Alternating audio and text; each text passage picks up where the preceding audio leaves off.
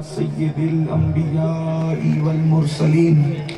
وعلى آلہ واصحابہ الطیبین الطاہرین اما بعد فاعوذ باللہ من الشیطان الرجیم بسم اللہ الرحمن الرحیم ان رحمت اللہ قریب من المحسنین قال سید الکونین صلی اللہ علیہ وآلہ وسلم الاحسان ان تعبد اللہ کأنک ترا فإن لم تکن ترا فإنہ یراک او کما قال علیہ السلام صدق اللہ وصدق رسول اللہ صلی اللہ تعالی علیہ وآلہ وسلم غوث اعظم بمن بے سر و ساما مدد قبلِ دین مدد کعبہ ایمان مدد انتظار کرم تست من عینی را اے خدا جو خدا بینو خدا دا مدد بگرداب بلا افتادہ کشتی ضعیفان و شکستہ رات و پشتی بحق کے خواجہ عثمان ہارون مدد کن مدد کن یا معین الدین چشتی انتہائی احترام و عقیدت کے ساتھ اپنے اور ساری کائنات کے مرکز عقیدت انیس بے کساں چارہ ساز درد مندہ ہم غریبوں کے غم گسار ہم فقیروں کی ثروت شہر یار ارم تاجدار حرم نوبہار شفاعت شب اسرا کے دولہا نوش بزم جنت دانائے سبل مولائے کل ختم الرسل خسرو خوباں سیاح لامکا وجہ کن فکا در اللہ المکنون سر اللہ المخزون عالم ما کانا وما یکون آبو گل انبیاء جانو دل اسفیاء مطلع ہر سعادت مقتع ہر سیادت خلاصہ کائنات فخر موجودات حضور احمد مجتبی محمد مصطفیٰ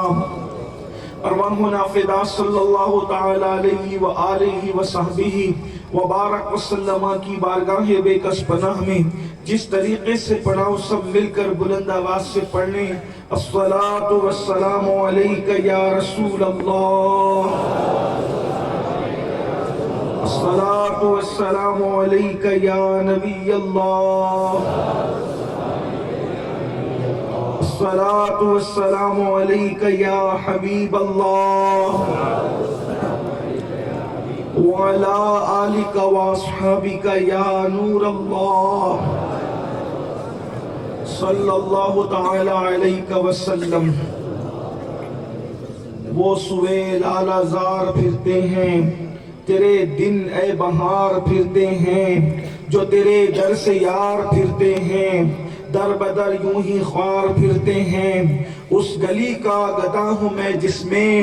مانگتے تاجدار پھرتے ہیں پھول کیا دیکھو میری آنکھوں میں دشت طیبہ کے خار پھرتے ہیں جان ہے جان کیا نظر آئے کیوں عدو گرد غار پھرتے ہیں رکھیے جیسے ہیں خانہ زاد ہیں ہم مول کے عیب دار پھرتے ہیں رکھیے جیسے ہیں خانہ زاد ہیں ہم یا رسول اللہ رکھیے جیسے ہیں خانہ زاد ہیں ہم مول کے عیب دار پھرتے ہیں لاکھوں قدسی ہے کار خدمت پر لاکھوں گرد مزار پھرتے ہیں اور کوئی کیوں پوچھے تیری بات رضا تجھ سے کتنے ہزار پھرتے ہیں آج کی یہ محفل سلطان السلاطین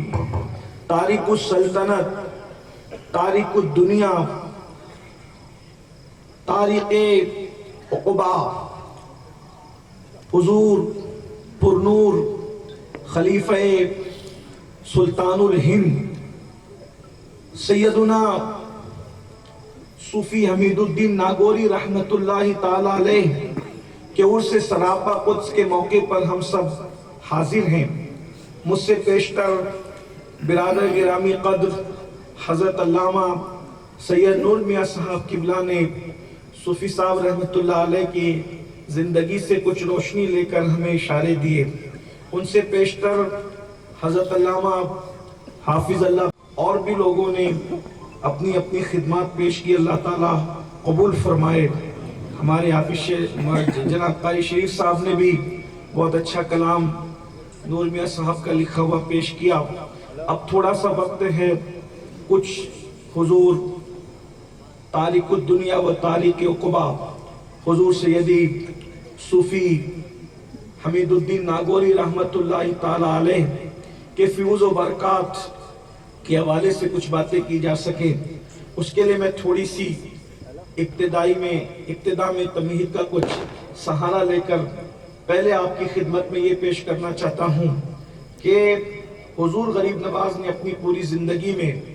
تقریباً 90 لاکھ کو ایمان کی دولت عطا کی، لاکھوں کی تعداد میں آپ کے مریدین ہیں اور درجنوں کی تعداد میں آپ کے خلفاء ہیں، لیکن میری اپنی ناقص معلومات کے مطابق ایک صوفی حمید الدین کے علاوہ سرکار غریب نواز کے خلفاء میں بھی کسی کو صوفی نہیں کہا گیا۔ صرف صوفی کا لقب اگر بارگاہ غریب نواز سے کسی کو عطا کیا گیا ہے تو وہ ایک ہی ہستی ہے، حالانکہ غریب نواز کے خلفاء میں قطب الاقطاب سرکار غریب نواز کے جانشین سیدنا بابا قطب الدین بختیار کاکی جیسی ہستی بھی موجود ہے، سرکار غریب نواز کے خلفاء میں حضرت فخر پاک سیدنا شہزادہ چشت و سنجر فخر الدین چشتی رضی اللہ تبارک و تعالیٰ جیسی ہستی بھی موجود ہے۔ اتنی بڑی بڑی ہستیاں ہیں اور بھی طویل فہرست ہے سرکار غریب نواز کے خلفاء کی، مگر کسی کو صوفی نہیں کہا گیا۔ یہیں سے میں ایک بات آپ کے سامنے صوفی بزرگ کے بارگاہ سے تصوف کے حوالے سے جو غلط فہمی ہے اس کا ازالہ پیش کرنا چاہتا ہوں، اس لیے کہ 1857 کے بعد انگریزوں کی میز سے جتنے نوزائیدہ فرقے پیدا ہوئے ہیں سب نے اگر ٹارگٹ کیا ہے تو تصوف کو ٹارگٹ کیا ہے۔ اس کی وجہ یہ ہے کہ تصوف جو ہے اسلام کا مغز ہے، اسلام کا گدا ہے، اگر اسلام سے تصوف کو نکال دیا جائے تو پھر اسلام میں بچتا کیا ہے؟ اسی لیے اسلام دشمن طاقتوں نے ہمیشہ ٹارگٹ جو ہے وہ تصوف کو کیا ہے۔ کسی نے کہا تصوف جو ہے وہ رہبانیت کی دوسری شکل ہے، کسی نے کہا تصوف جو ہے عیسائیت کی دوسری شکل ہے۔ غرض کے تصوف کو الگ الگ انداز سے جو ہے وہ تان کا شکار کیا گیا، لیکن اللہ اکبر آج مغربی دنیا تصوف کی کروڑ مخالفت کے باوجود تصوف کی طرف مائل ہے۔ آج ہماری نئی نسل بھی تصوف کی طرف مائل ہے اور تصوف کے نام پر دنیا لٹ رہی ہے، دنیا کو لوٹا جا رہا ہے۔ اصل تصوف کیا ہے اگر آپ کو سمجھنا ہے تو صوفی بزرگ کے آستانے سے سمجھیں کہ تصوف کسے کہتے ہیں۔ کسی نے کہا ہاتھوں میں عصا لینے کا نام تصوف ہے، کسی نے کہا چاہے وہ تہبند پہننے کا نام تصوف ہے، کسی نے کہا دو پلّی ٹوپی پہننے کا نام تصوف ہے، کسی نے کہا 4 تر کی ٹوپی پہننے کا نام تصوف ہے، کسی نے کہا کھانے کو ترک کرنے کا نام تصوف ہے، کسی نے کہا غاروں میں بیٹھنے کا نام تصوف ہے۔ لیکن آئیے اللہ اکبر تصوف کی تقریباً تعریفات یہ تو وہ ہے جو لوگوں نے اپنے اپنے انداز سے بکواسات بکے ہیں، لیکن جنہوں نے واقعی تصوف کی تعریف بیان کی ہے اس میں تقریباً کم و بیش 10,000 اقوال ملتے ہیں۔ کسی نے کہا تصوف یہ ہے، تصوف یہ ہے، تصوف یہ ہے، لیکن اللہ اکبر جب ہم صوفی بزرگ کی زندگی کو پڑھتے ہیں تو ہمیں حقیقی تصوف کا مشاہدہ کرایا جاتا ہے اور بتایا جاتا ہے نہ تصوف جو ہے لباس سے تعلق رکھتا ہے، نہ تصوف جو ہے وہ غذا سے تعلق رکھتا ہے، نہ تصوف جو ہے کسی سلسلے سے تعلق رکھتا ہے، نہ تصوف جو ہے کسی نسب سے تعلق رکھتا ہے۔ تصوف کیا ہے؟ یار کے سوا سب کو ترک کر دینے کا نام تصوف ہے۔ یار کے سوا سب کو ترک کر دینے کا نام تصوف ہے۔ اللہ اکبر حضرت سلطان الطارقین صوفی حمید الدین ناگوری رحمت اللہ تعالی علیہ وہ عظیم ہستی ہے۔ جب سرکار صوفی حمید الدین ناگوری کہتے ہیں میں تو دنیا کا تذکرہ بھی نہیں کرتا اور آخرت کو بھی میں بہت یاد نہیں کرتا، یہاں پہنچ کر ممکن ہے کچھ اہل زواہد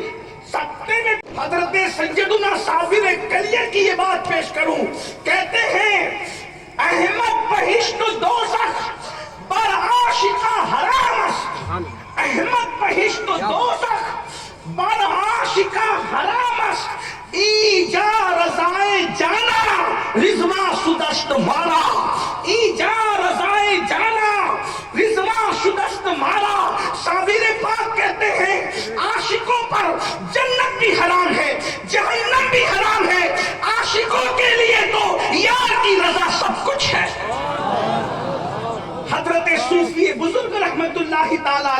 اگر آپ ان کی زندگی کا جائزہ لیں، نمبر ایک، وہ کیا ہستی ہوگی۔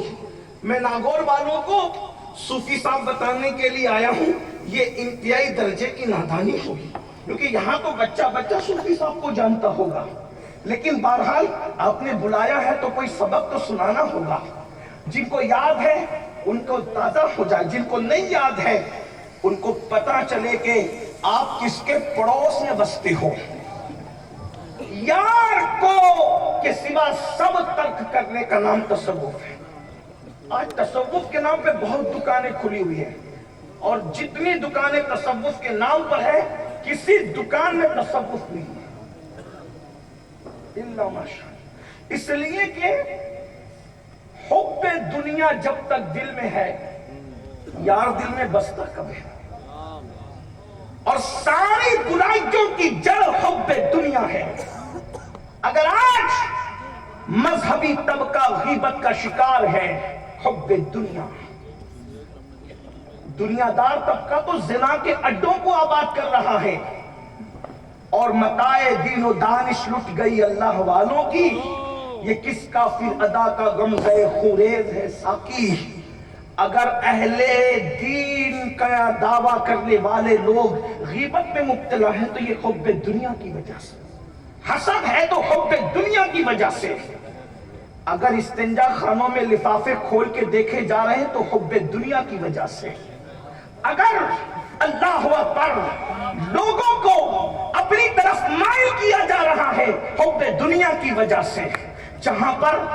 کو دیکھ کر کے دل خوش ہو رہے ہیں، حب دنیا کی وجہ سے۔ اچھی طرح یاد رکھنا، جب تک دل کے اندر دنیا بسے گی، یار کا تصور چھوڑ دیجئے۔ اور آج اپنے دلوں کو چیک کیجئے، میں کسی پہ کرٹیسائز نہیں کر رہا ہوں، واللہ صوفی صاحب کے آستانے پہ یہ کہہ رہا ہوں، میں تو صرف آموختہ سنانے آیا ہوں، اور خانقاہوں میں تقریر کا مزاج لے کر میں کبھی نہیں گیا۔ میرا رب جانتا ہے، میں اپنے دل کی بات کروں، اللہ میرے دل کا تزکیہ کرے، لیکن ایک بات، اپنے دلوں کو جھانک کر دیکھے، جو دنیا کی محبت کا سور بٹھا رکھا ہے، جو دنیا کی محبتوں کا خنزیر بٹھا رکھا ہے، اللہ اکبر، کیا ایسے لوگوں کی بھی نماز ہوتی ہے جو بغل میں مسجد میں سور لے کر جاتے ہیں؟ ارے نادان، جو بغل میں سور لے کر کے جائے اس کی نماز نہیں ہوتی، تو جو دل کے اندر دنیا کی محبت کا سور بٹھا کر کے جائے اس کی نمازوں کا کیا؟ اللہ اکبر۔ ابھی وقت رہا اور آپ سننے کے موڈ میں رہے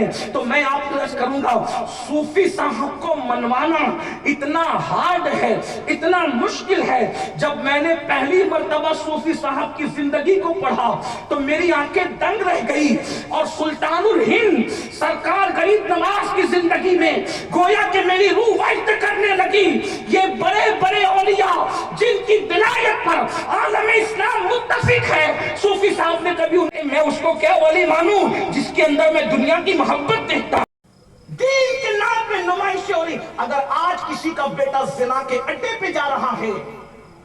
تو اس کو رونے سے پہلے سوچنا چاہیے کہ یہ جو حرام کے اڈے پہ میرا بیٹا گیا ہے تو قصور اس کا نہیں ہے، میں نے اپنے بیٹے کو کھلایا حرام تھا اس لیے حرام کے دروازے تک گیا۔ اگر لقمہ حلال کھلایا ہوتا تو ہمارے بچے زنا کے اڈوں پہ نہ جاتے، ہمارے بچے شراب کے اڈوں پہ نہ جاتے، ہمارے بچے جوؤں کے اڈوں پہ نہ جاتے۔ شادی میں ڈی جے نہیں لگائیں گے لیکن جوا ضرور کھیلیں گے، یہ کون سا تقوی ہے بابا؟ میں یہاں بابا اس لیے کہہ رہا ہوں کہ صوفی بزرگ کا تقیہ کلام تھا بابا، تو میں بھی کہہ دوں کہ بابا یہ کون سا تقوی ہے؟ صوفی صاحب لوگوں سے گفتگو کرتے تھے تو بابا کہے یہ بڑے عظیم لوگ ہیں،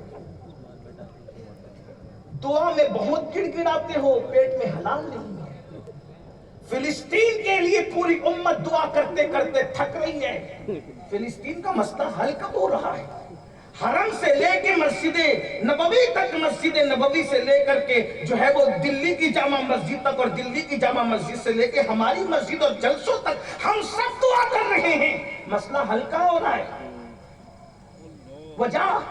کیونکہ پیٹ میں جو لقمے ہیں، دعا کرنے والے دعا میں گڑ گڑاتے تو ہیں لیکن پیٹ کے اندر جو حرام بھر رکھا ہے۔